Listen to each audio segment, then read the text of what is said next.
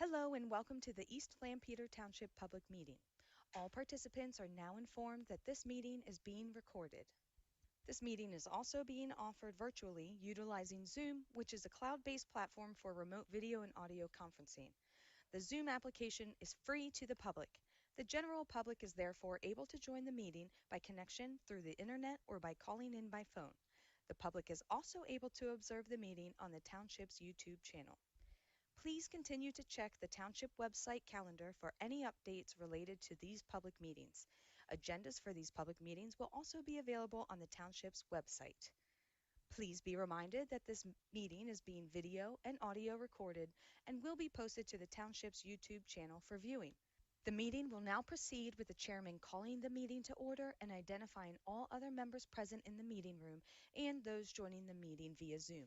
The chairman will then confirm those members joining by Zoom can be heard. Okay, I call this meeting of the East Lampeter Township Emergency Services Committee to order this date and time. If we could please rise and pledge allegiance to the flag. I pledge allegiance.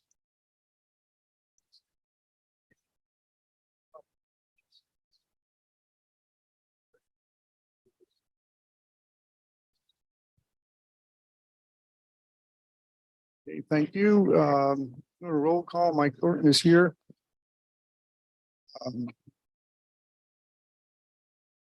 Paul Fisher. Don Boyer is in the audience. Jim Martin is here. Dave Keene. Jason Byler. He's not here. Okay. Eric Bergstrom. Here. Steve Gribble. Dave Gribble is, I think I saw him up there on Zoom. Melanie McHenry, I see she's on Zoom. Yeah. Okay. Greg Sherman. Mike Kramer. Chad Englert. And I think those are the only two. Is there anyone? Brett is also on Zoom. I see. Brett? Yes, sir. I am here. Okay, very good. And Jeff is not. Okay, in the audience, we have John King from Ron Susie. Yeah, very good. All right. So, yes, please put your mics on so that you can be heard. Thank you very much.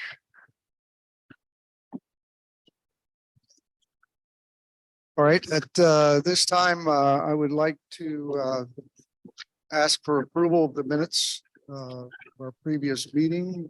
If there are any corrections, changes, or additions, please let me know at this time. If not, I would entertain a motion for their approval. Motion to approve. Okay. A second, can I have a second?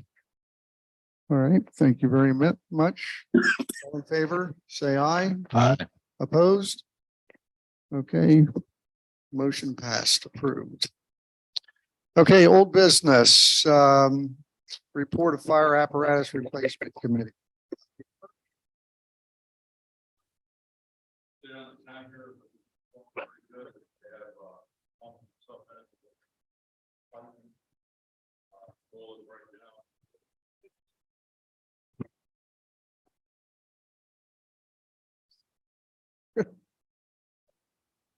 Yeah, our tanker is currently still being serviced at Glicks. They had the pump in, piping's in. Right now, the goal is that it may be done by December 19th. Okay, very good. Paul, hand in hand. Yeah, we continue to meet as a committee regularly. They're continue to work it, but I don't think I really have anything done. Is there anything we need to, or I think it was necessary to? Possibly ordering probably mid next year, 2023. So that's going to put us at 2026 delivery. 2026. That's- Most fire apparatus viewers, manufacturers at this point have a 2 to 3 year back.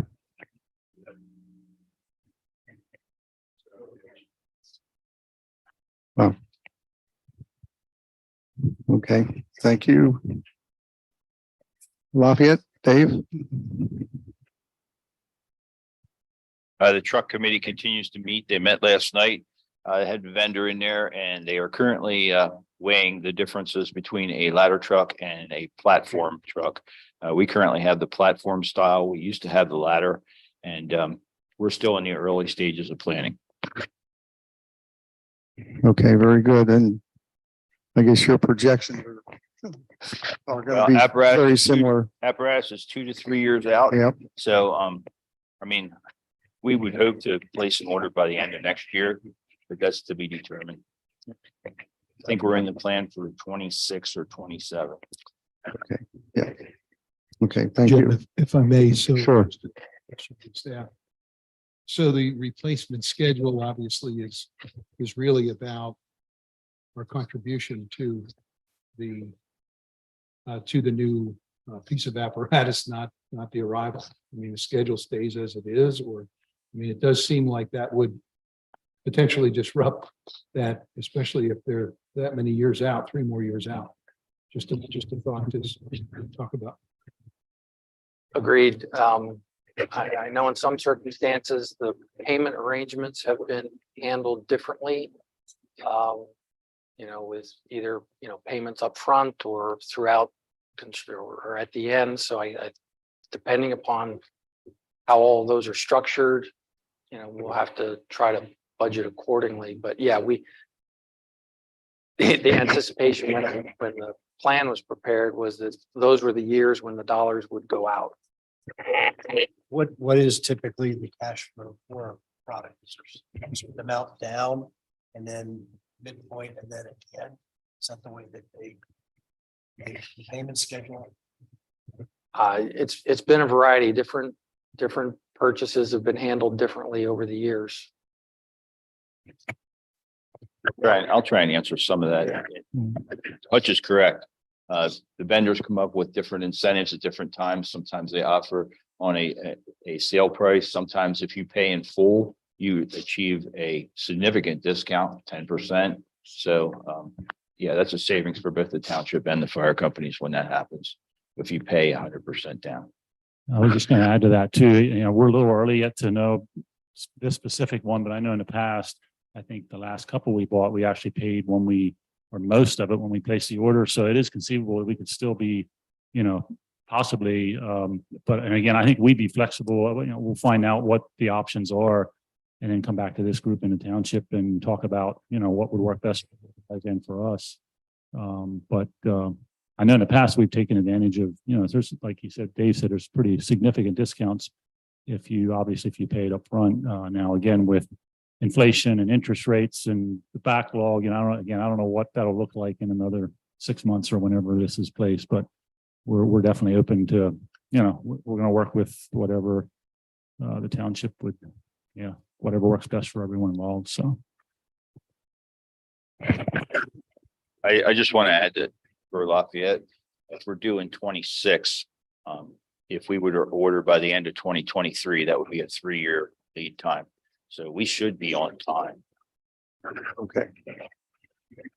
We'll just have to see what happens as things progress.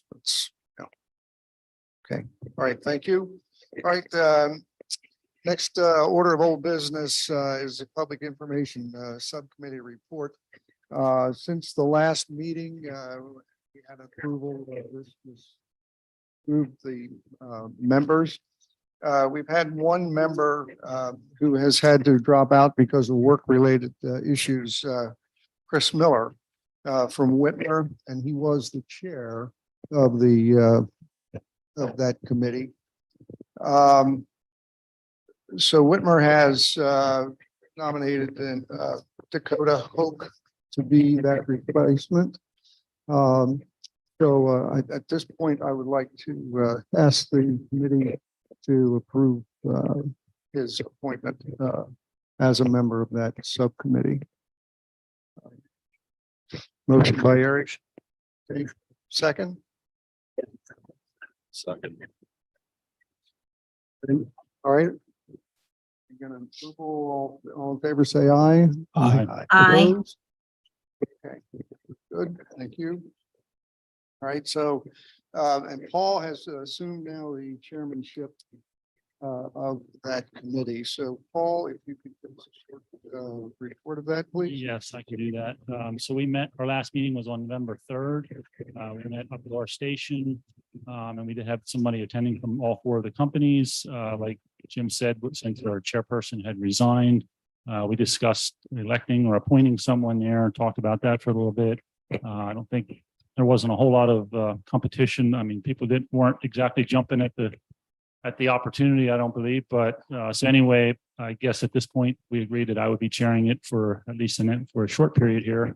Hopefully not real long, but so anyway, that's where we're at with that. Like you said, hopefully you all got the newsletter the last time around. I think that was the first one was published here that went out.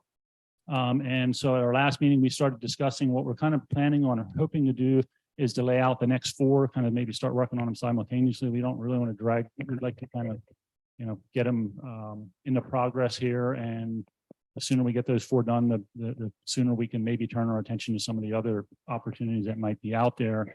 So at this point, we're working on I think the January issue, which I believe is due mid-December. We're hoping to meet that target.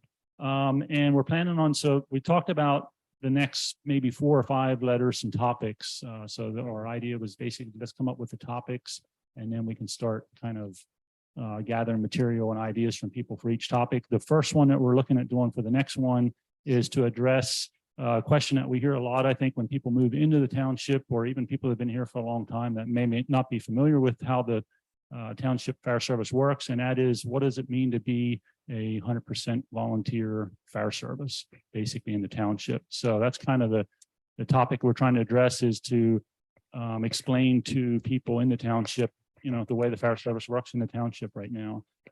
So that's kind of what we're working on now. Some of the other ideas that we're looking at for the next 3, one was highlighting kind of the apparatus that each of the 4 companies have and how that ties together, how the 4 companies work together on different fires, and how we kind of specialize in different, areas, anything from a ladder to a rescue to tankers, that kind of thing.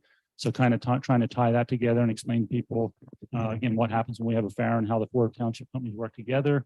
Another one we'd like to talk about at some point is kind of where the funding comes from to fund the fire service. Again, how the companies do that. Another idea is basically a day in the life of a volunteer firefighter, to kind of explain to people, again, what does this look like? What are these volunteers? What are they doing on a day-to-day basis, and how does that work? And then another one that we had as an idea was where do I fit in, which was going to be more of a again, explaining some of it. And a lot of these topics kind of have overlapping things, so but it would hopefully be able to kind of give people again, some ideas of some of the things that they might be able to help, anything from being an actual firefighter to, again, fundraising to janitorial work or administrative work or any of those kinds of things. So those are kind of the topics that we're looking at right now, and that may change over the course of time here, but we are kind of set on that first one to try to get that one out the door, and then we'll start filling in the other ones. So that was mostly what we had. So we do have basically set up a Google Drive thing, which is basically a cloud-based thing that all 4 companies can access. We did ask each of the representatives to kind of go back to their companies now, explain some of these topics, and hopefully generate some ideas from membership. And the way it's going to work is we're going to come up with these ideas, and then we have people appointed on the committee to start distilling it down, laying it out, and going to final tuning. So that's kind of the plan at this point. I see Desiree's here. Was there anything you wanted to add to that? Is that she's on the committee? I think she's on the committee.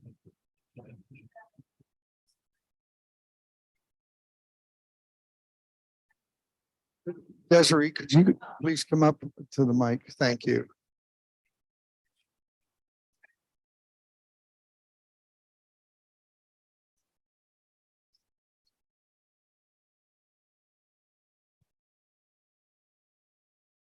Okay, thanks, Desiree. All right, I think that's all I had on that, unless anybody has all right. questions. Does I anyone- think one of the things that that was interesting with what you said, and we received our fundraising letter this week from Whitmer. My wife and I live in the Whitmer service area. And on that letter, they talked about, the pumper modifications and why you're doing that and the cost savings to doing it that way. Plus it had the names of the people that were both the operations and the off support officers of the fire company. I think that between what you're doing with this committee, but then each of the individual fire companies communicating, that gives the community at least service where they're being serviced, what's going on in their specific area. That was helpful. I thought it was a good letter that came out. Thank you. Any other comments for the subcommittee, Paul? Okay, thank you. Jim? Yes, I would just mention it had been mentioned to us sort of as part of this process that, we should look at making some changes to the township website. So we've been starting to work internally on how we're going to set that up so that there's a place that people can go directly on the website for volunteer fire service. I believe Chris had also prepared a map that's correct. that the concept anyway was that people would be able to go to that map and figure out from the map which fire service area they live in so that they could identify which of the fire companies is their company. We have a little difficulty with that. We have an alternative that we wanted to sort of share with the committee tonight, if that's all right, and get some feedback from you. I'll let Tara explain what So it this is. is a map that's existing on our website currently. And right now it's under the stormwater page, but we can link to it under the fire service page once that's created. And this map, you can zoom in to where you're at using the zoom key here. You can get layer information on fire service. You can click here. We'll tell you who your fire service is and where they're located. You can do the same thing over here. You can see Whitmer comes up. Mhm. You're not at this moment able to search by address. You can turn on the roadways so that you know where you're at if you're not able to figure it out from the aerial view.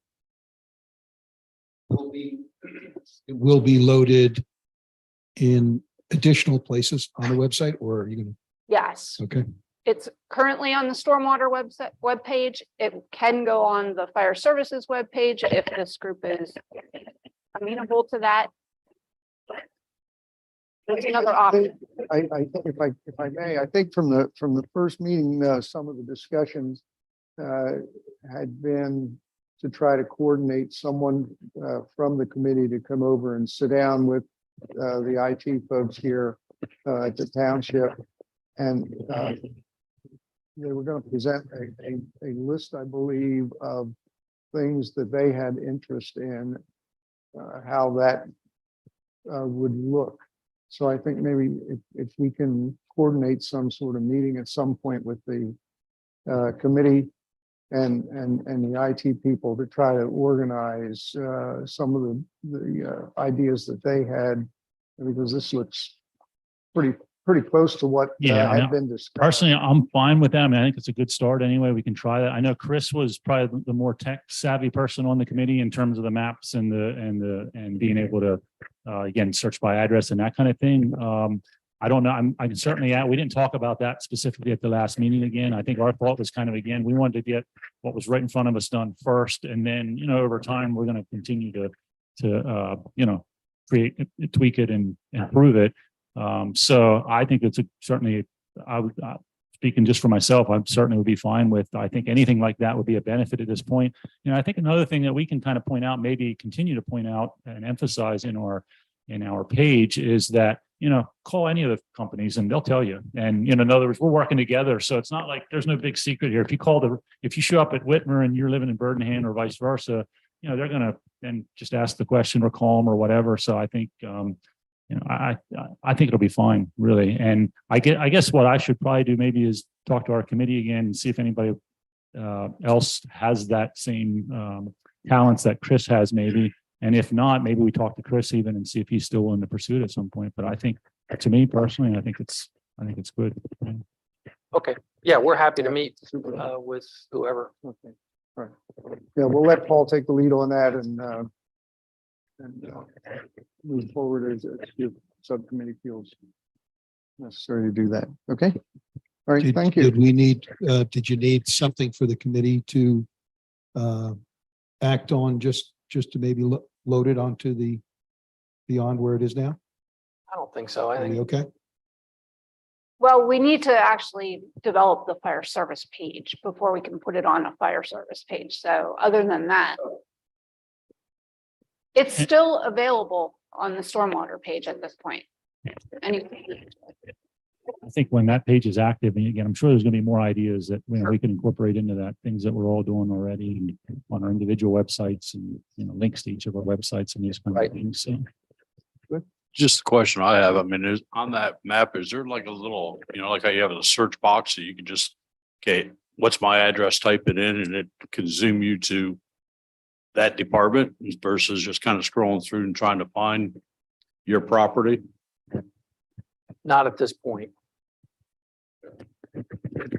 Yeah, there's a find me if it's on a mobile device. It can do it that way, but obviously not on the desktop. Very good. Okay, moving on, next discussion, we'll go through and each of the fire companies discuss any human resource efforts that you have going on, and update on them, please. So Ferdinand, we'll start with you. Yeah, I don't know that I have a whole lot to report on that. We continue to meet, and again, every piece of that. Last evening we had, which is a little bit of a part of that, I guess, is we had our Fireman's Turkey Banquet that we have once a year, where we invite all of our current and former members to a turkey dinner at the fire station. So it's a way for the younger generation to meet the older generation, vice versa, and it's always good.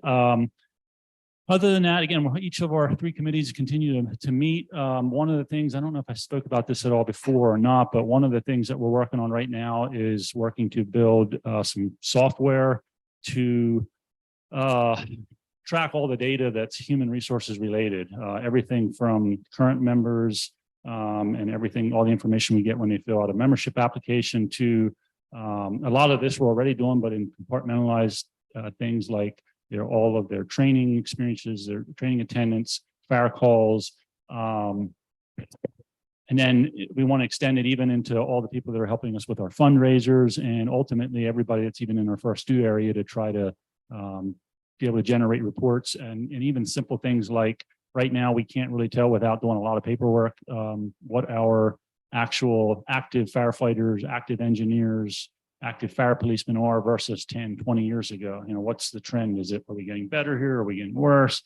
So all kinds of things like that. So we have someone that we just started to work on that.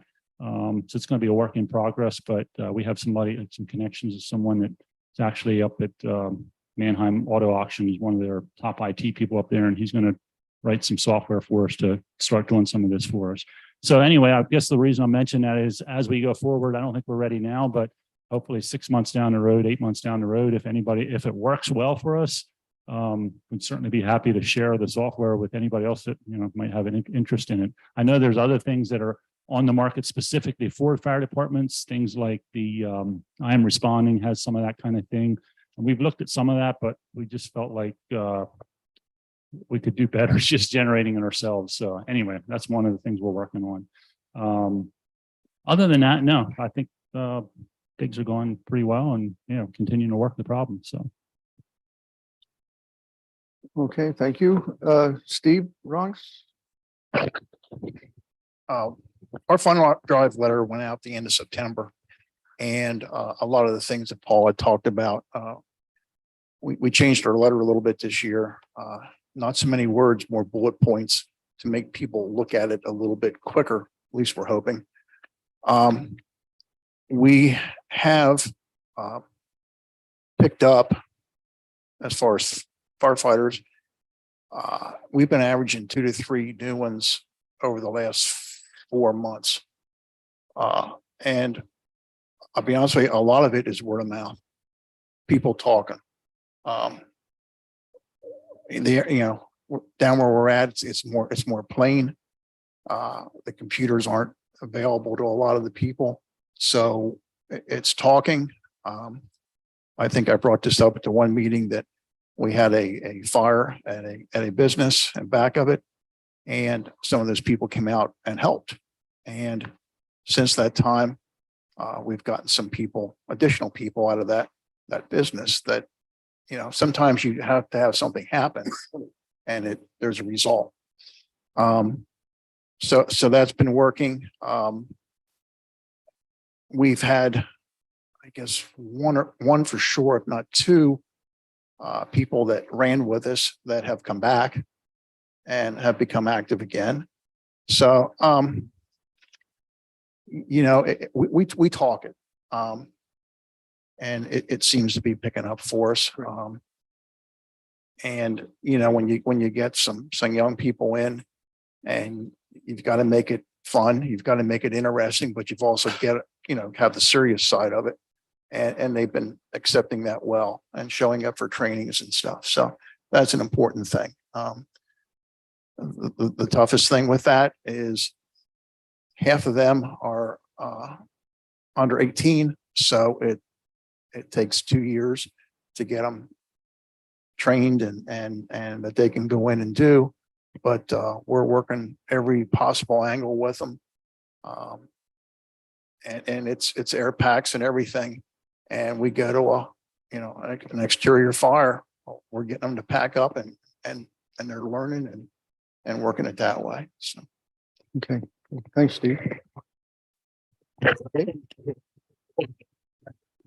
Okay, so we have gained a few applications. They haven't all come back in, but we have handed out 3, I would say. Right now, we're attending and participating in more public events than we have in recent history. We are probably over 100 now, and it's getting to the point where people aren't signing up for them any longer. Just today, we were doing fire safety training presentation at the Mennonite School for first graders, second graders, and kindergarten. And we had Susie, thank you. Limited participation for that, but we're still getting out in the community. Some events we aren't able to attend, which raises the question, well, you attended their event, why didn't you come to ours? And, people who work weekdays like to have their weekends off. I know we have one that's this weekend at the Wyndham Hotel, and it's a 2-day event, and they were looking for 4 hours a day commitment. And right now, I think we have one person that's signed up for both days. So it's a struggle to try and get everyone taken care of. I can tell you that at the Lancaster County Fire Chiefs, the last meeting, there was a presentation made by the Office of the State Fire Commissioner, and there's some new leadership at that level, and they have enacted on their website the recruitment and retention, and they're looking at a bunch of different initiatives. Those of us who are actually receive the emails, they're looking at, and it has passed in the House for the municipal relief of taxes, whether it be school taxes or municipality taxes. There was a whole voting that has gone on, and it is available for view. We were also had a recent fire chiefs meeting to discuss some of the issues. As we discussed at the last meeting, we did not want to move in the direction of having subcommittees for HR and apparatus funding that we wanted the fire chiefs to bring back to this group. Our thoughts, we did have a meeting and just kicked around some things. And one of those was the municipal and school tax relief. The other one was the idea of bolstering recruitment and retention through incentives. and what would an incentive program look like? Whether it would be administered by the township or whether it would be administered through each fire company. And it was just preliminary, but these are ideas that are on the table.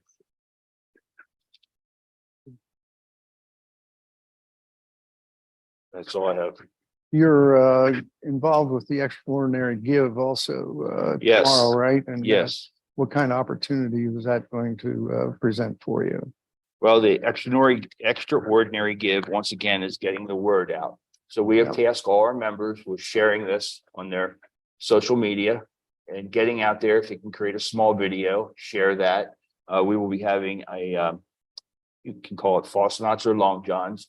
We have a sales going on, and we do this in collaborative effort with the LEMSA, with the Lancaster Emergency Medical Services. So tomorrow morning, starting at 5 a.m., we will have it was a pre-order only, I believe, for false knots and long johns. So Double for us, you said? Oh, okay. So yes, I plan on starting tomorrow morning. I will be at the station at 4:30 to help set up, and we will have WGL there, and it will be a highly promoted event. And basically, the extra give is based on word of mouth again. So you share that, and you get as many people involved as possible. We decided we were going to purchase one new item a year, as far as banners or flags for the end of our street, that kind of thing. So, we're trying to get the advertising out there. It's on our sign out front. We will take one of our fire apparatus out and put banners on it and park it at the end of the street, that kind of thing. But it's just trying to muster the community per se. We also have an event in collaboration with High. They have I'm going to call it a big deal going on. It starts in the evening time frame. You can call it the extra give party if you'd like, but that'll be over in the Greenfield Industrial Park, and there will be several businesses that will be mustering there. And High is a large contributor to the extra give. So in partnership with them, yes, and LEMSA, we're hoping for success. Well, Mike Lorelli's on your Yes, he is. advisory committee, and I know I received an email from him. It was either this morning or yesterday about the extraordinary give, and he profiled Lafayette Fire Company on that. And I think he sent that to people in the past that have donated, but also the people like in the High Industries in their whole footprint. Yes.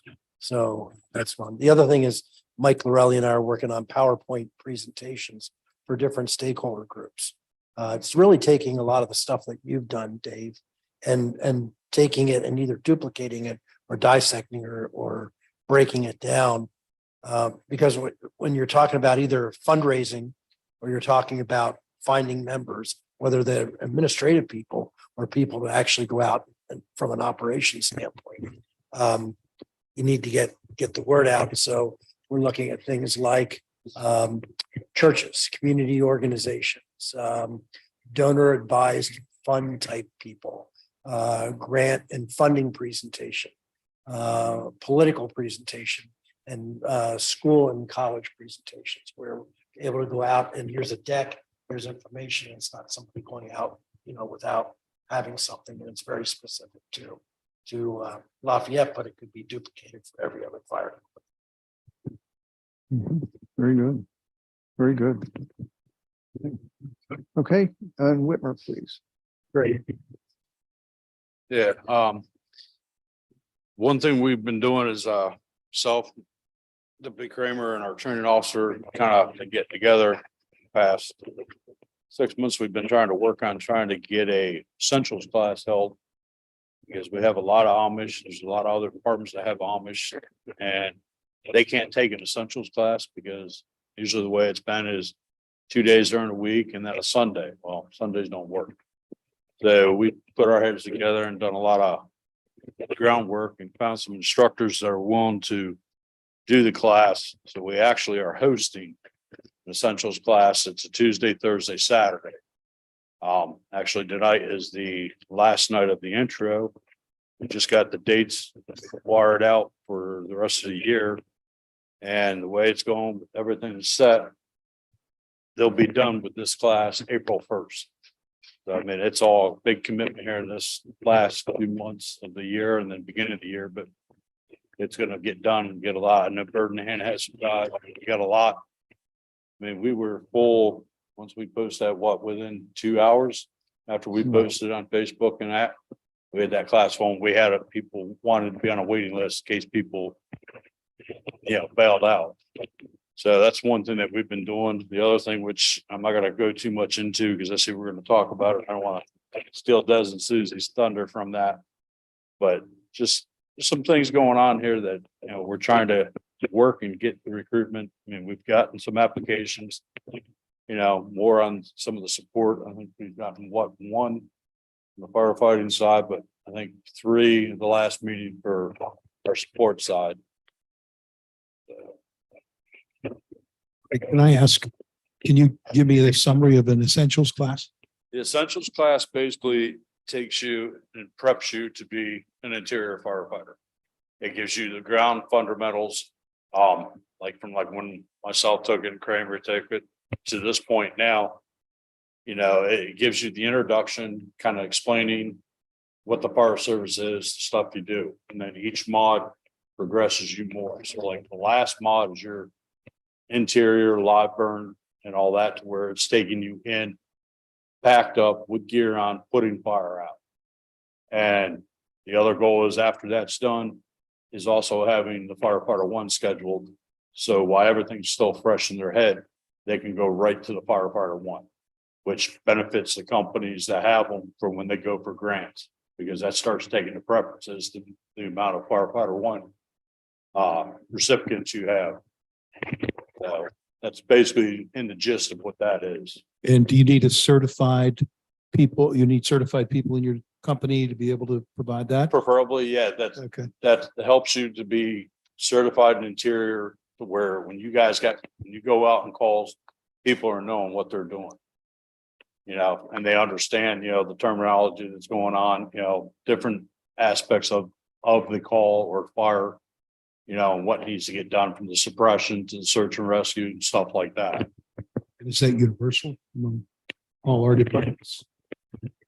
Companies? I think, yeah, it's definitely, it's a very thorough. I took it myself 25 years ago. It's changed a lot since then, but it's pretty much the course that you get a young person in, they go through that course. You can feel pretty confident when they get on the fire truck that they're going to know what they're doing. And it is, appreciate what you're doing, Greg. I know we've been talking about, and I know, like you said, a lot of the companies out this end of the county have been struggling to try to get a course that will actually work for their members. And so, yeah, And when you talk with the training center, their answer is, well, this is the way it is. Yeah, that's the way it is. And they really don't want to hear about it. There's It's like, no flexibility or No. trying to work and help this end of the county. yeah, You want to put it that way, with getting people with this class. So that's what kind of motivated us to start reaching out, trying to find instructors. We've gotten instructors. The instructor that's doing it now, he works for LEMSA, but he's an instructor from York County. There's nobody else around here who wants to do that. They want to do the Sundays. He don't. And he understands their point. So, he's been very flexible with us and coming up with the dates, tweaking it to fit us. And we're hosting it at our station. so, We're yeah, not part- even involved in the training center. part of the challenge is, to have the company to host it and provide, because there's a lot of burden comes back on the company hosting it to provide the apparatus that's needed, the equipment that's needed, and the space and everything else. So, yeah, it's a pretty major undertaking. So. So Mike, if I can add on to that, to become a state certified firefighter, the Essentials program, or the mods program, is basically broken down into 4 mods. It's about a total of 188 hours. Greg just said 188 hours. It's broken down into 4 separate modules. And you have the introduction, which is what they started tonight, the intro to the fire service. In addition to that, you have your hazardous materials operations, which is another 40 hours. And then you also have your basic CPR and first aid. Once you have all of these courses, then you're eligible to challenge to be a firefighter 1 certification, which helps you out when you go submit for grants, as far as elevating the expertise of your application for grant monies. We all know it that are in the fire service as pretty much a required training. It's your basic fire academy. I appreciate when I had a tour of Lafayette, you were explaining that you were calling the mods. Yes, And then as soon as you started talking about it, okay, that was the same. it is thing. the same, yes. Some places will call it the academy. Well, I was gonna say the training center, that's what they're calling it. Right now with the State Bar Academy and that, it's still considered the mods. But certain ones are adapting it to an academy style. All right, thank you very much. So at this time, we'll move on to presentation that I asked Susie and Des to do for us on the school intern program that Whitmer has also volunteered to lead, take the lead effort on, but it's going to be a coordinated effort between all four as this program goes. So I'll turn it over to you ladies. So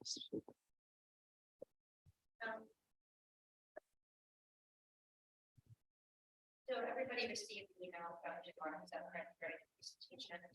They have any questions regarding it, or kind of, you know, just have request questions to kind of know that, right? Kind of review it.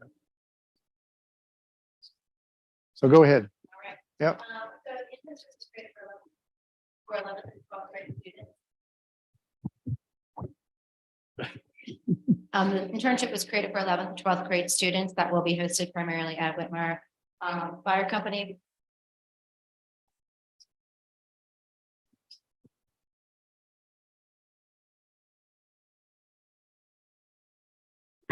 There you go. That I just heard it click. Can you hear me now?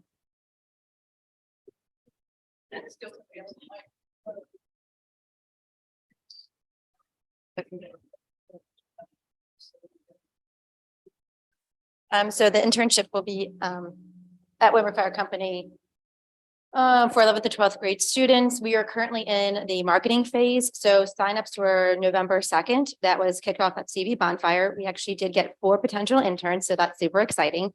And so they are going to be vetted through their school counselors. And then once they get vetted, the students will be, then they will meet with any of the chiefs and myself at Whitmer Fire for a tour. We will meet with parents, signing like the waivers. And then so I guess that's pretty much where we're at now, is just getting like the marketing phase, which Katie Meyer has been a huge help with that. Oh, I'm so sorry, you were scrolling through that. So Katie Meyer has been a huge help with trying to get this throughout the school, and we've been working with Will Dance and John Krulak also on this as well. So one of the key things we just recently learned was that there's a lot of flexibility to this. So we know that there are some junior firefighters currently at all of the fire companies, and we learned that they can be any age to participate. So obviously we know from the fire service side of things that 14 is our magic number. So they could participate in the school internship program for more than 3 semesters or more potentially. So if you have a student that's already serving with you, they can get school credit for the service that they're providing to our community. So that's really exciting. I think it's a really great opportunity and a competitive advantage for our community members that are coming up through high school. School credit. So it's a class credit. Yeah. And just to reiterate, we utilized Schoolhouse to Firehouse Consulting. Deputy Chief Ellen Yarborough, she's implemented this at Strathaven High School. She happens to be an employee at the school district, so that assisted her in getting this off the ground, but she's now a nationally acclaimed presenter on this topic, and is working also at the state level here in Pennsylvania to try and have this be a model for Pennsylvania. So I think we're onto something here. So that's pretty exciting for our community to be one of the first companies that's implementing her programming. I think one of the biggest challenges that we have coming up is actually to get mentors signed up and also to continue to market to the students. So the one question we kind of had for this group was, what are your recommendations? Each fire company is very different in this community. So what do you recommend, or how do you plan to communicate with us? What members are willing to mentor? Who's qualified to mentor from the chief's standpoint? We would really love to see a collaboration on what does it mean to be able to teach these students. We have some thoughts of our own, but we obviously want it to be a collaborative effort that is an agreement amongst us all. on who is able to actually be the mentors.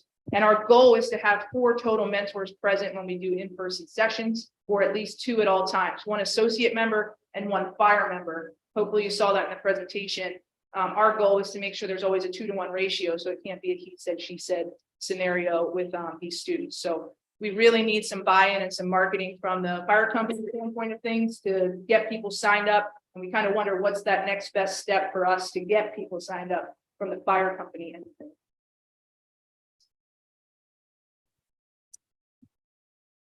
Any suggestions? on that?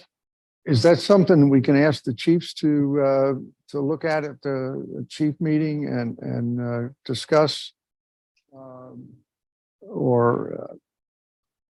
And it doesn't have to be like a full-time commitment, even if you're able to offer like a few hours on a specific day. We did recently learn too, that it's not so structured timeframe. So we can do this like evening times, weekends, potentially during the day as well.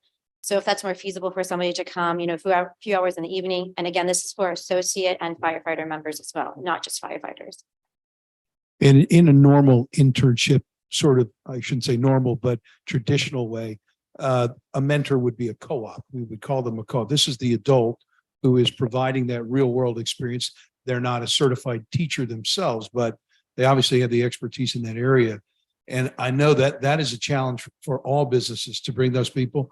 But I'll tell you, the one thing that works is encouraging them, take a risk, and some of them love it. Once they get into it, we have ambassadors at Clark, some people who are just working with, they don't think they have the presentation skills, or they're not really sure, they've never done it before. All I would say to the chiefs, just really encourage them, take a chance. Here's a chance to grow and inform people that haven't been informed before. But I have to say, ladies, I was so impressed with this, the way you've organized it and the way you put it together. And I know they have some real energetic people at the school ready to do. Once you get the counselors involved and some of the teachers learn about it and they can really share that, I think you're on your way. But yeah, promoting it among the departments to basically, it's some of your top people that would be good. Sometimes they're right at the top, and just take a chance, like, working with some young people, flexibility, plus lots of support. I think that the teachers who are in charge of this would really support, like, you're never going to be alone. You have a question or something like that. Am I right? I mean, they're going to be ready for it. Great work. You guys are welcome to. yeah, come on up. Yeah. The outline of topics, I did want to, and then the next thing is the daily eval, or an example of it. Sorry, it's kind of tiny, so hopefully you were able to make it bigger on your screen for those of you that were looking at home. But did want to give credit. Jason Keys was able to adapt the information that we received from Schoolhouse to Firehouse. He also participated in an internship of sorts. He's a firefighter at Whitmer currently, also works at County 911.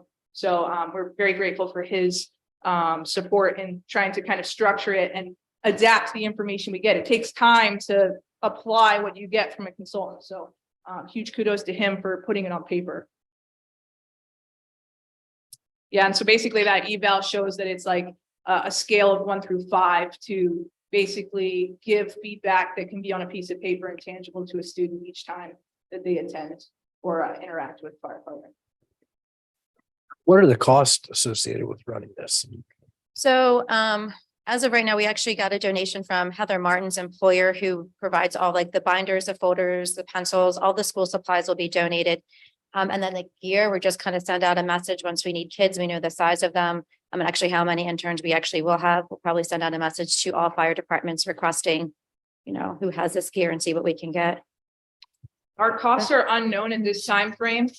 So I think I know where you might be going, but we do have plans, and did mention at Whitmer Fire Company's meeting about approaching Conestoga Valley Education Foundation. Well, yeah, that's where I'm thinking, is that a grant could be written and it could underwrite all this. I mean, we have a couple other opportunities within the community as well. There's a lot of community foundations. Obviously, we have the Extra Give coming up, so we're very well aware of a lot of nonprofits, but there's a lot for STEM learning, and this fits the bill very easily to write for grants. So if we just don't know the need yet with 4 students interested, that's not where we're going to spend our energy at this time, but we will need to look forward to that once we start to see what that need might be.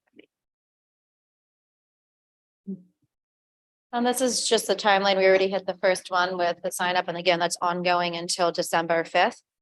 And as you can see, just a timeline of events. Now we're proceeding through everything.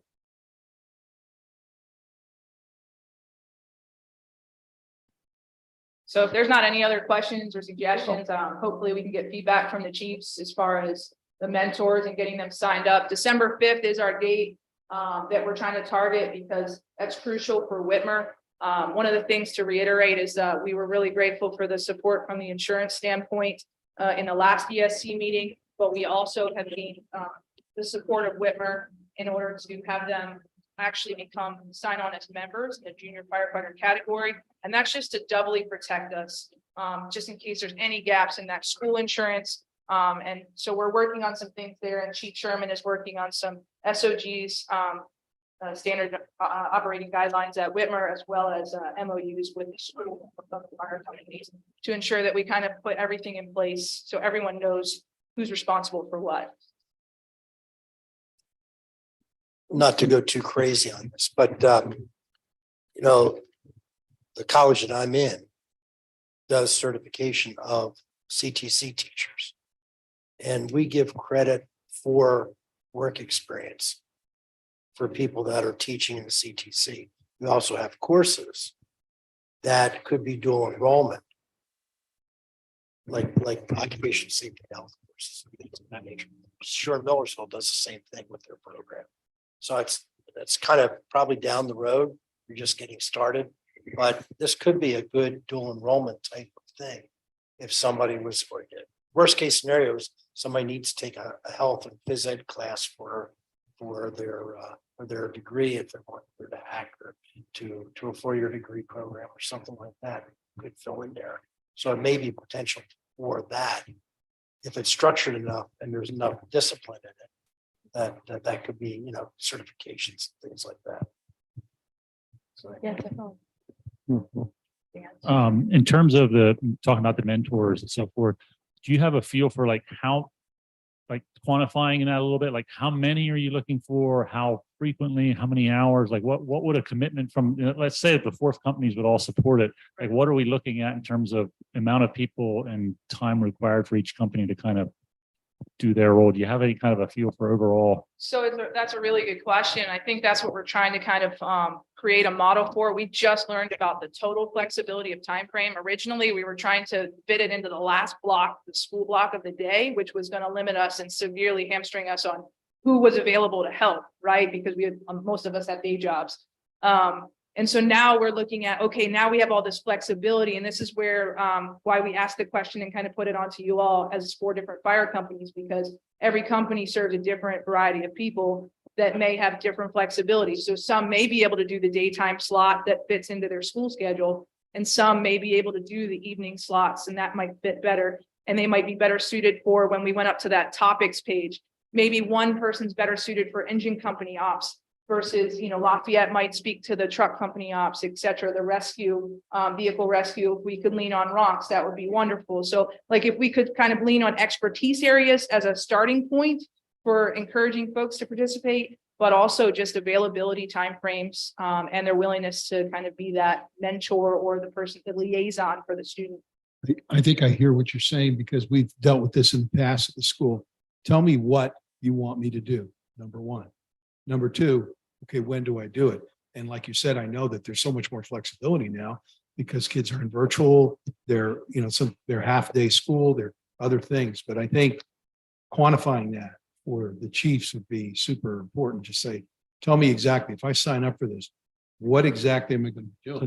That would definitely help us to be able to go back to our membership then and find people that, you know, have the interest, and the more specific we can be with what exactly we're asking them to do, I think the more successful we would be in trying to find that. We initially sat down, chiefs, at the beginning before this all started rolling out. We threw it out as a little heads up, kind of put it out there that, you know, we're still in the learning stages with all this. You know, this first year, we're just getting our feet wet. So we're looking to keep it just township companies, but if it's progressing each year, then what our goal is to also expand to the other companies, West Earl, Fairville, Upper Lake, Octech, are in the CV school district. to try and get it to where we can lay out a time frame next year, okay? Hey, Whitmer's doing engine company ops, next time, maybe Fairville's doing truck company or whatever, and spread it out to where we can give everybody a break, where it's not just each company. Keep sending 2 people twice a month to do it, or vice versa. I think that'd be very helpful, because I think the more you break it down, the more manageable it looks like and the more interest you're gonna get to, so. Figure out how all this stuff, and look at it now with like the flexibility of the time frame. Now we gotta work and see, okay, what flexibility for the students are they looking, where we can kind of react on our side. You certainly have the starting point. Your outline of topics definitely is the starting point, right? To quantify for the students, just to give you a few more details. So we're looking at obtaining 100 hours for each student. So if we have 4 students interested, we're now looking at 400 hours potentially. Ideally, we get those students in the same space at the same time. So now we're looking at 100 hours, right?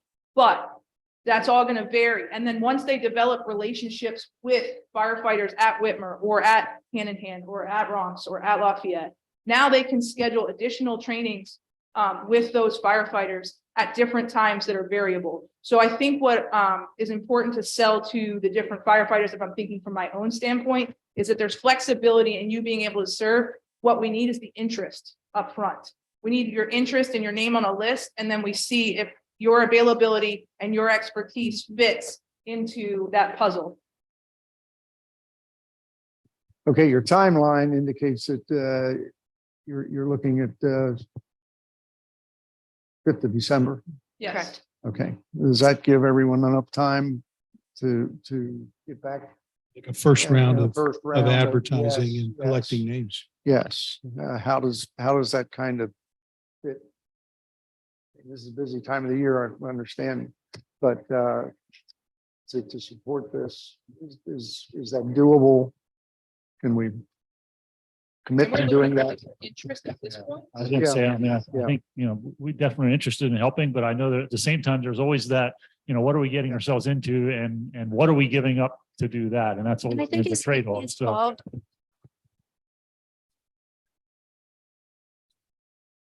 I think that what are we gonna take out of it? Like everybody said, well, what are most of this, what are we gonna get any time? You know what, I don't care, if each department here and one or two extra personnel from us. That's success. I also think too, like, What are we gonna get into? I'm looking at it as, we're gonna get in, hopefully start pulling some people, get some more interest like we've had before from the school programs, and start getting guys that are interested, because you know how it goes. You get that, this guy that's interested, he starts talking to his buddy, and it's that trickle down with that, So I mean, sometimes we just gotta kind of take that leap of faith and hope it works out, Well, the other thing that is a possibility, and I'm not trying to insult anybody by saying this, but there are people out there that are retired firefighters that could do the teaching. And when it comes to orienting the person to your specific piece of equipment, the apparatus, or the practices that are done in a specific fire station, it's a lot less time, but that's where the people in the fire station come into play. The foundation piece is done, maybe 60%, maybe 70%. And to pay for that, then you can get a grant or something to pay for that. Instructors from the outside. So it's not a burden on fire companies. It's kind of somebody's doing your front end work and then you can. Futuristic, that's exactly where we'd love to go. I think that would be a great model so that the burden isn't on the volunteers. But for now, we just have to get our foot in the door. This is a great opportunity to educate our community. Now we have PR in the newsletter. This is another way. People do what their kids do in the community. So if we can get them learning that this opportunity exists, it's a great way for them to have competitive advantage, whether it be the workplace or college or whatever their aspirations are after high school. So we're pretty excited. Mhm. Yeah, really, yeah. Thank you very much for your efforts. Extremely interesting. Yes, very good. Okay. All right. Is there any other old business to come before? If not, we'll move on to new business. We'll poll the fire companies, please. We'll start with Bird in Hand. I don't think I really have anything to report administratively. Our chief's here. Don, is there anything you want to, anything happen? I don't know that I really have anything since the last meeting. So no, I think we're good. Okay, Ronks? What we've been trying to do in the last couple of months is we're setting ourselves up for our next purchase which is not till 2028. But we're looking at the equipment that we have now. We did make some improvements on our squad 1 to make it more user friendly. Had some extra work done. And we're also now taking our squad 2, which is the F-150 pickup. I talked with Greg Sherman and a little bit one night with what they've done with their vehicle. We are taking, it has a flat lid on it now. We are purchasing a cap, rollout tray, 100% extension. What we're doing with that is setting it up with some extra traffic control, with some extra spill control, smaller rescue tools. We do have a complete Hearst system in our station that we took off when we bought some of the battery tools, looking at putting that on that unit also. Again, it enables us to go on the off-road type thing up along railroad tracks, things like that with a pickup truck versus a larger piece. What we're also trying to do is making it and is a quick response spill control unit that we get a lot of calls for spill control, traffic control, things like that, that maybe there's no injuries. Okay. And the fire companies are still called out for that kind of thing. So instead of running a larger piece out, is setting this up with the proper equipment that we can block drains off, things like that, that we can go and 1 or 2 people go quick, see what we need. All of our pieces are set up with different levels of spill control equipment. And I'll be honest with you, I think in the last month we've had, I keep sending reports to Tara, it's constant. Because right now, the 2 outfits don't always have the equipment and they have a 20-minute ETA to get to a call or to respond and then get to the call. We've been out numerous times. And when I say we're trying to set ourselves up for success, is we're trying to mitigate this before it gets into something bigger than what it could turn into, especially along the highway. I'll give you an example. The other day we had a wreck, but bags of cement all over the highway. There was a water tank that was behind this. And of course, when water and cement start to mix, we've got a mess. And we were out for 2.5 hours with a tow company that finally brought in a street sweeper to get things cleaned up. But so many times the information you get on a call isn't really accurate. So we're trying to go and, like I said, go 2 people quick, get there, call back to station and say, okay, bring this piece or bring this piece and make life simple. And when I say make it simple, we also want to make it that we can get our people back to work, because I have a lot of guys that leave work right now. And I don't want to take advantage of a situation here. And so we're looking at things that way. Again, it's setting ourselves up for success, but each piece, we're trying to set it up with a more of a dual or triple purpose to use this stuff. And, we're not running some of our bigger equipment out on some of these calls. It's not necessary. It's other people can handle it as far as driving and pickup trucks, things like that. So that's our main goal right now. It's all the equipment is ordered. We're hoping to have it done by the end of the year and have things set up. So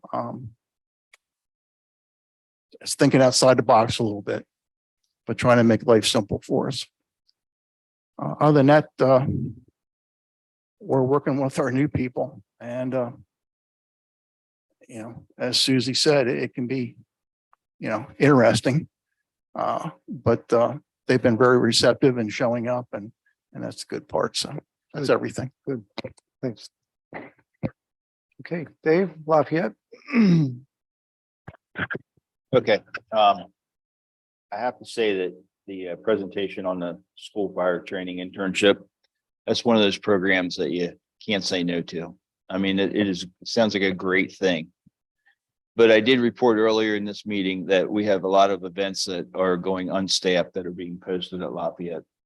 So I will go back to my company and I will solicit for help for the fire training internship. However, I don't feel confident because of demands that are being placed on the volunteers. I will drum it up for support. And we'll see what comes out of it. We'll hope for the Best you can best. do. Yeah. Hope for the best. Yep. Sorry, I did not turn in the expenditures over $7,500 for 2023. But for Lafayette, I believe the only thing we're going to have is personal protective equipment purchases. So basically turnout gear for firefighters. And those expenses should be right around $10,000. I would like to say that our current fund drive, given the economy that we're in with inflation rising and everything costs more. You look at the price of milk or a dozen of eggs, incredible. The same thing is happening we're seeing a decrease in our fund drive. Our fund drive this year is off by almost $20,000. So it's still all the equipment costs are going up in the fire service, but our fund drive donations are going down. And from what I understand, that's across the board. Everybody's seeing that.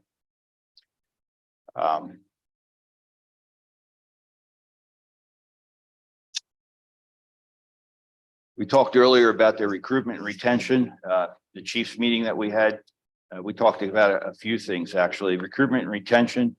We talked about the initiatives or the cash incentives, the property tax credits, the call response incentives, maybe a year-end incentive. And a lot of this is just from looking at the websites of other fire districts and other municipalities to see what they're doing as far as to make up the shortfalls in the volunteers. It's something that we started to discuss as chiefs. We don't have anything to present to the committee at this time, but we just got it in front of us to kind of think about. Let's put it that way. We talked about a length of service, appreciate an incentive for a length of service, a low SAP policy. Basically, if you were a member of a volunteer fire company for 10 years, you would get like $1,000 incentive. That's what a low SAP program is. We talked in the chief's meeting also about municipal officials, fire services, education. Possibly trying to get the supervisors to come out and spend a training night with each of the fire companies to see what we do as far as training goes, to get some hands-on experience. I've heard that's been quite the hit with some other officials. So we discussed that.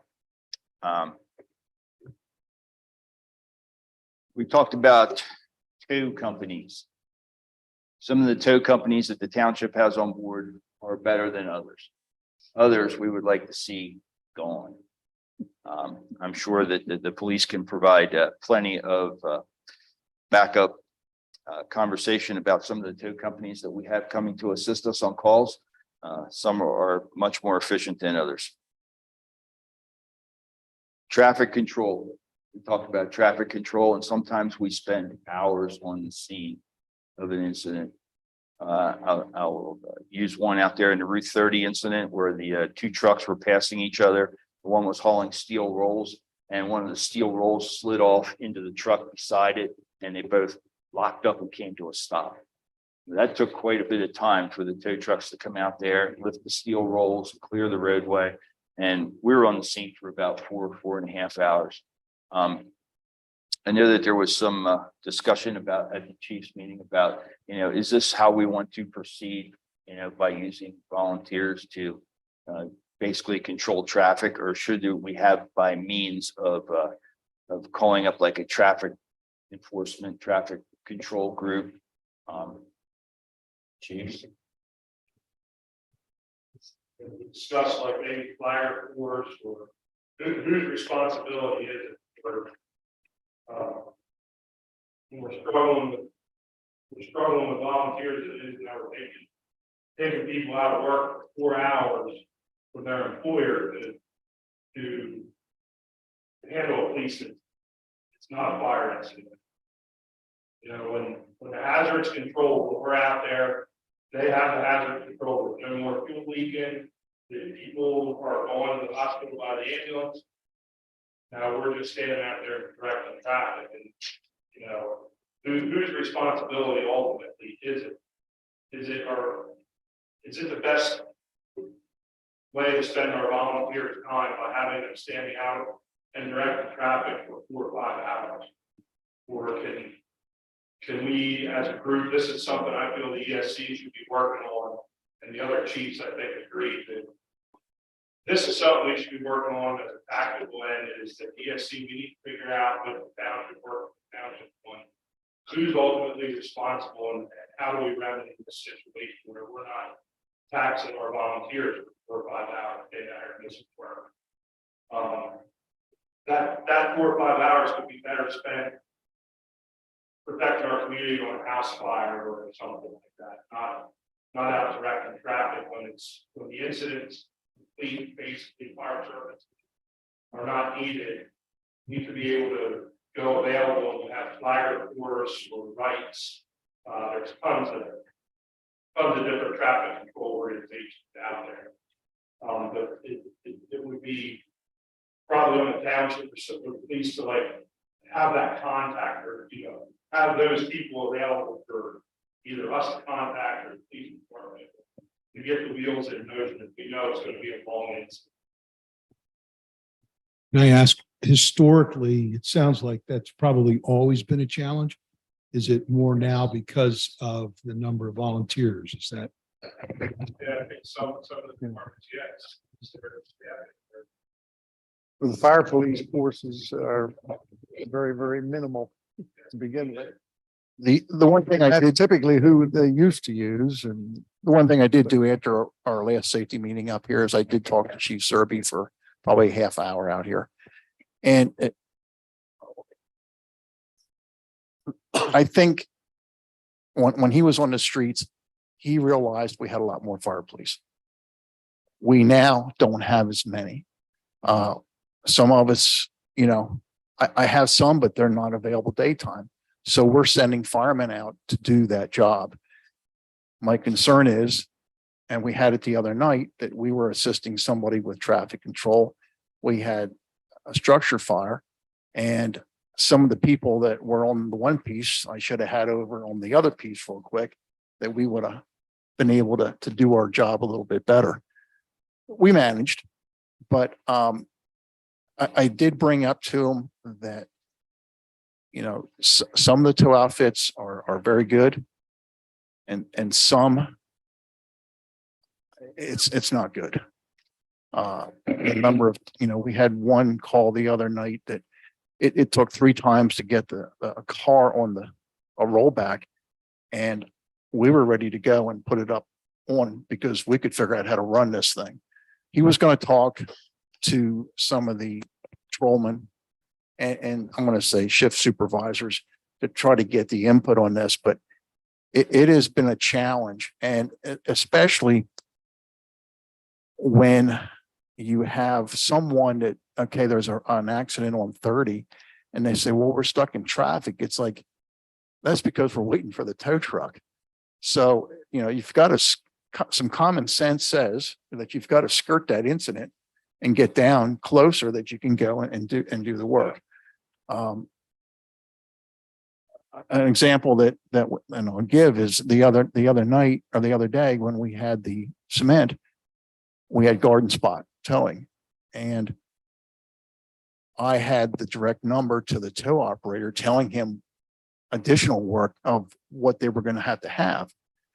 They do subcontract some of their equipment, such as the street sweeper, things like that. So it took a little bit longer time to get that in operation and moving, but you were able to talk to them, tell them, you know, I was their eyes telling them what we had, and it helped. not all the outfits operate that way by a long shot. But, you know, I'm not going to repeat, you know, I can go on with this traffic control thing, but if the accident sometimes, and I did bring this up to Chief Serby, that is bad enough. There's no injuries though. Okay. We do not run vehicle accidents unless there's injuries.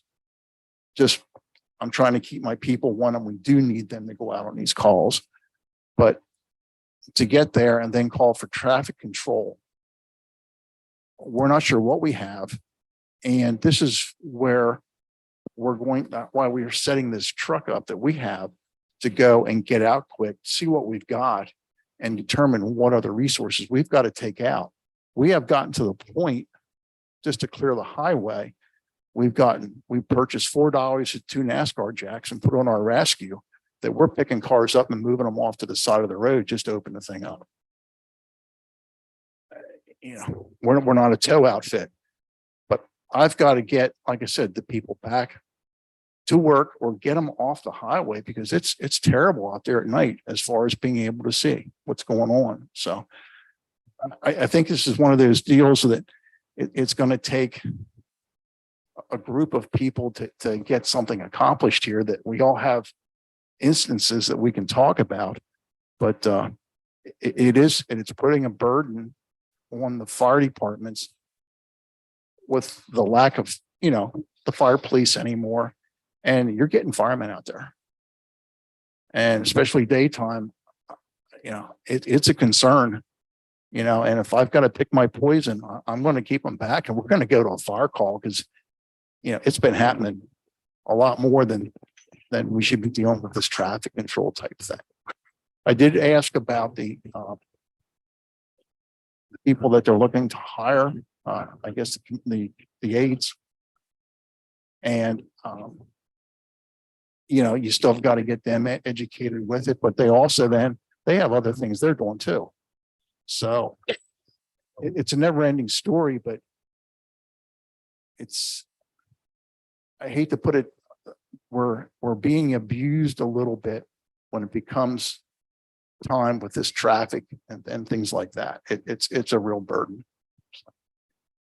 Yeah, I mean, I'll reiterate on that a little bit too. I mean, we had a good discussion on that. I mean, the way we do it at Whitmer is, I mean, if our squad 2, which is, you know, our main piece that's equipped to do traffic control, shutting intersections down, doing big detours, you know, we have that go with no more than 3 people, you know, preferably 2. You know, we have 2 fire police, 1 usually drives it. Sometimes there's a firefighter with it, and that's it. Just for the fact that if we get something else, we're not, you know, screwing ourselves up. But, you know, I mean, going out and doing some of this, we don't mind going out and assisting the PD in that if it's need to be. But, you know, if it's going to be a 5 or 6, 8 hour event, you know, we need to figure something out after the first hour. You know, I think that's where we're all in the same boat, is just trying to get something that we can minimize, because then this will put a little less burden on all of us on that.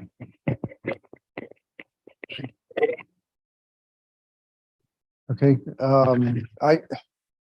I guess we probably should take that. I think you guys are recommending that the committee take this up somehow. Let me think about that and talk to some of you off. And maybe we can get some ideas together. Maybe we can get a separate meeting with township and the chief, and we can come up with something that is a better solution than Thank you. because I know I've been out there on the highway helping too. So not recently. It's not getting any better. It's not, probably not. Yeah. So basically, the chiefs are asking for a review of the tow companies, you know, with the police Yeah. department. Well, I think I asked a couple months ago who vets the tow companies and how are they vetted? And they aren't, right? So it Well, seems it to me that depends. there should be some sort of vetting program that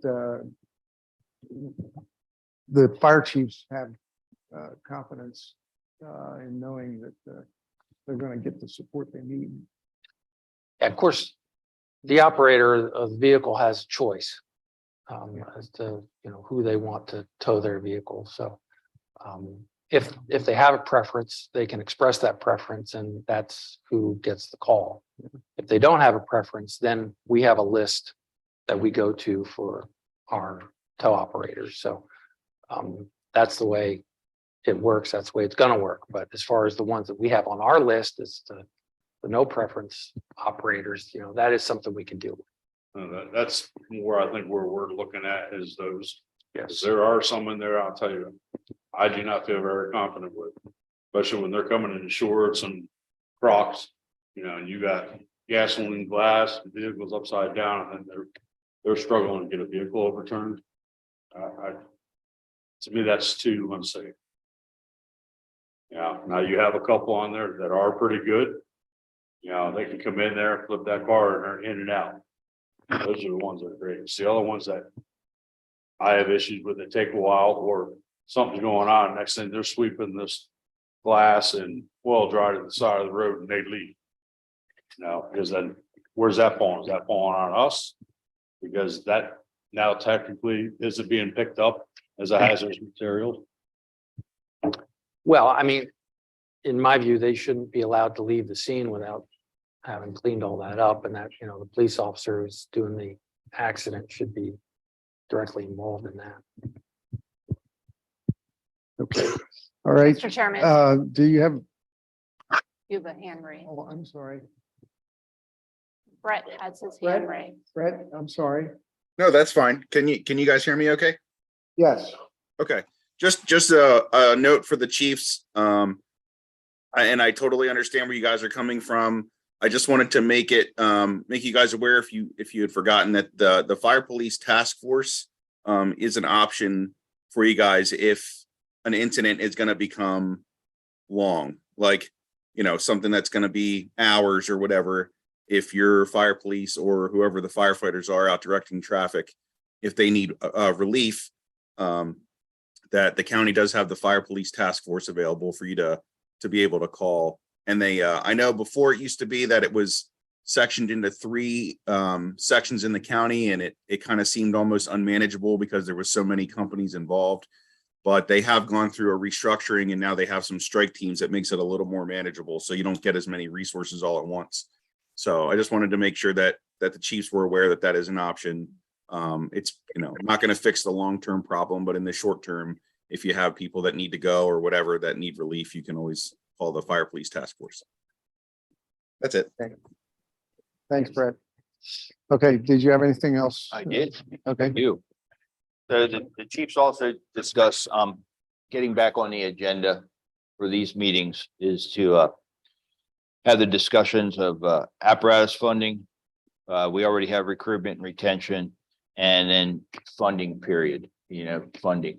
So to get those agendas back on the agenda, to get those topics, we really do need to talk about apparatus and apparatus funding, especially since we're not sticking to the plan, and we're seeing increased lead times and the amounts of apparatus costs going up. This is a discussion that we need to have, or we're going to be late.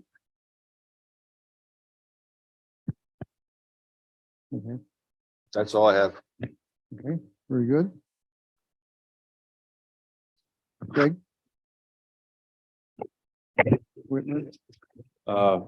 Real short, I mean, we've been kind of doing some things here a little bit in our department. Looking kind of at safety, so we've actually purchased a few things. We're still looking at a few other things for down the road. But we had actually doing a trial phrase right now. We have bought some guardian angels for guys that are out on accident scenes or out directing traffic, just to be a little more visible. We also bought 2 10 sequential flares. They're called pie lights. So they're just an extra additional lighting that you can pull off the thing. And as soon as you pull it off, you drop it, it lights up.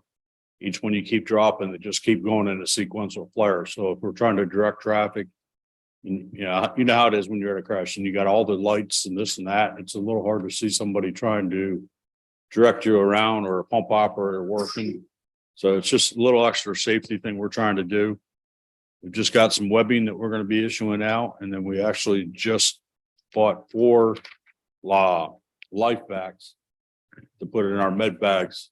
So for people that are choking and that, you know, instead of trying to do Heimlich maneuvers, trying to look at the issue of injuries, trying to pick somebody up to give them the Heimlich maneuver, this life back and just put on it, it just sucks it right out.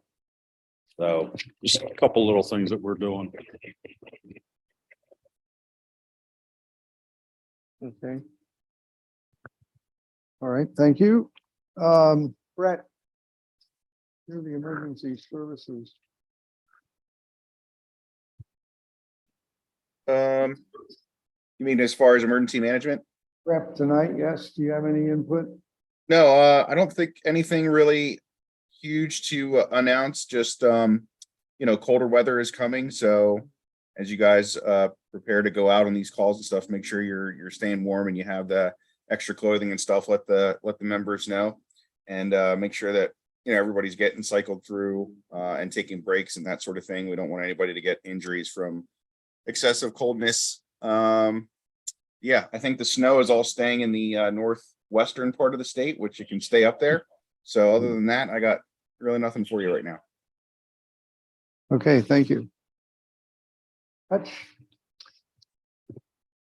Mike, anything in particular you wanted to mention? No, nothing in particular, other than I'm sure at your regular meeting with the chief, this topic can be added. About traffic control? Right. Absolutely, yes. Right. And then we can get feedback. Certainly.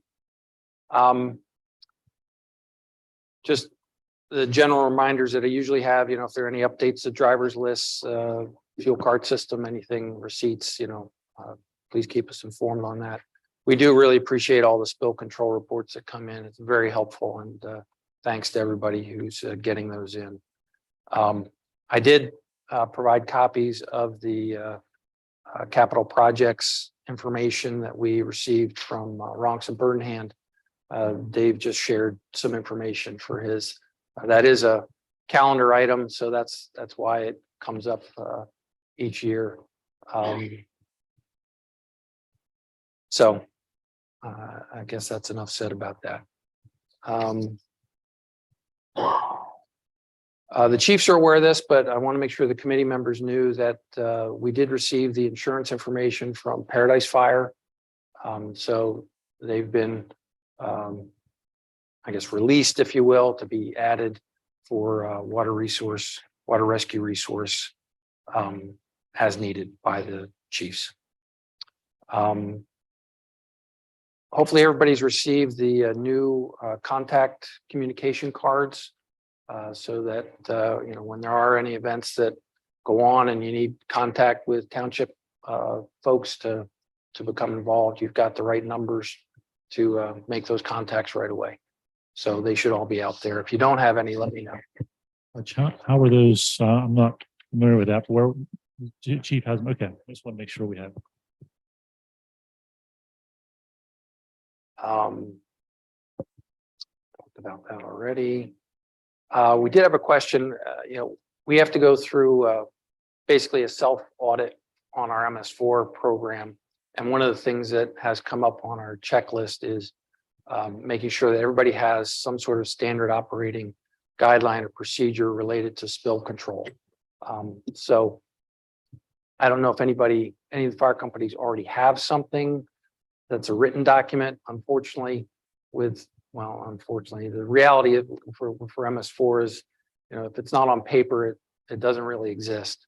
So we've got to document these things. So if anybody has a written one on spill control, please share it with us. We'd like to create one if one doesn't exist that everybody can try to follow consistently so that we can check off that box on our MS4 program.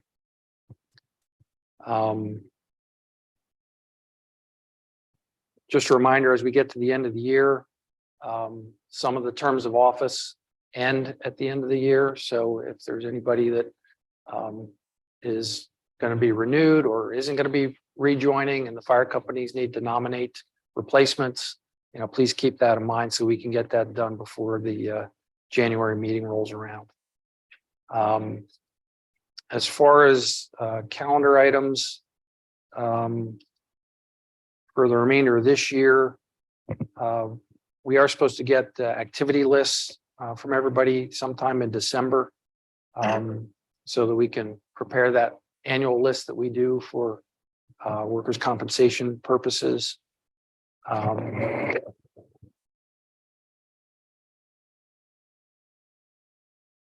And I also did a draft of a 2023 calendar and circulated out to everybody.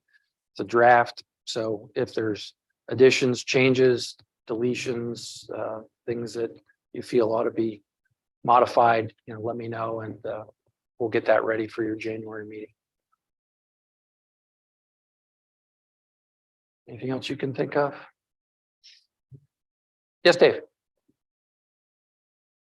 From my opinion, the workman's compensation, that list, it doesn't really change year over year. I would be in favor of just adopting the same one unless somebody sees some additions that need to be made. I think we have it pretty well covered. That's fine. We can do it that way. I just like to give everybody the opportunity, if there's something that's come up over the last year that, oh yeah, we need to make sure that's on the list. There's a chance to do that.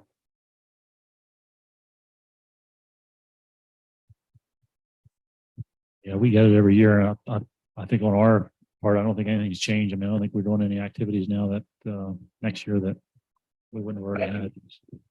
I'm fine fine with with that. that with the thing. The only thing I'd like to see on it, this way it just puts it plain on paper, is the internship, just so that's kind of in there.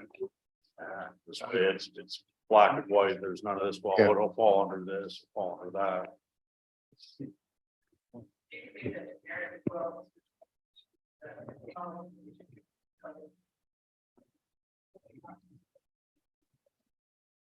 Steve, you were, Yeah, we Go ahead. usually try to keep those descriptions pretty general, so that it'll fit. I think the only thing that we had, when I talked to you, Hutch, at the one safety meeting, was the, not necessarily the firefighters, but it's the associate members that Bob Longley had given you the information on. We just had our meeting beginning of November with him on that. And I think some of it is the wording. If you have anybody that's helping, you've got to make sure that they're covered okay. Do you still have that info? I mean, if not, I think he sent you some information on that. Bob Longley did, Yes. yes. That it's the wording to make sure that anyone that is not an active person, that they're covered, because I know we had the one incident, I believe at Whitmer, with somebody slipping on corn, that we want to get the wording that everyone's covered okay. As he said to us, he said, at least, the active firefighters, it's one thing. It's the people that come in that Active members, I think it should be. active versus, we used to call them associate now. yeah. We've dropped that term. So Okay. give me a day or two and I'll take a look, and maybe there's something we got to add off of that. Just one Okay. little Sure. blurb that'll cover things for us. That's all. And Hutch, on your list, the forecast meeting too. Oh, good point. Yeah, the fourth being scheduled for Saturday, the 4th of February. We're gonna do it at Burnt Hand Fire Company. And breakfast at 7:30 and program starting at 8, done by 10. Okay. That's our goal anyway. Okay. Thanks, Hutch. Tara, did you have anything in this? No? All right. Mike? Okay, then I'll go to the citizens. Let's see, let's start with Mel. You have any input? Did you say me? Yes. Oh, no, I'm good. Okay, you're good. Okay. Yes, thank you. You're welcome. Chad? You're okay? I'm good. Okay. All right. Public comments? Received no public comments No by public email or comments. Okay, very good. All right. If we have no other business, then I would entertain a motion to adjourn. Motion to adjourn. All right, motion second, Second. all in favor, say aye.